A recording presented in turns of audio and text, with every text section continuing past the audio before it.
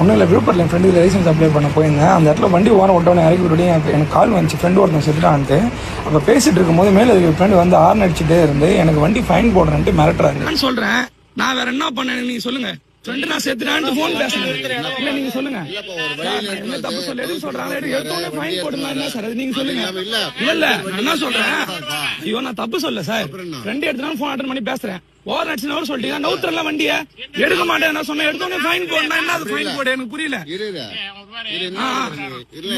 Sir. நான் public, எனக்கு rules இருக்கு, வீடியோ எடுக்க ரூல்ஸ் இருக்கு. நீங்க சொல்றீங்கல்ல சார், நான் அப்படின்னா தப்பே பப்ளிக் மேல உங்கள்ட்ட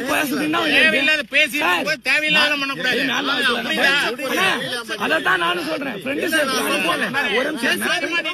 கேளுங்க, போன் வச்சு ஃப்ரெண்டு சேர்த்துட்டான், அதை நான் பேசினுக்கிறேன். வண்டி 6 நடிச்சு எடுத்து வாரம் விட்டேன்.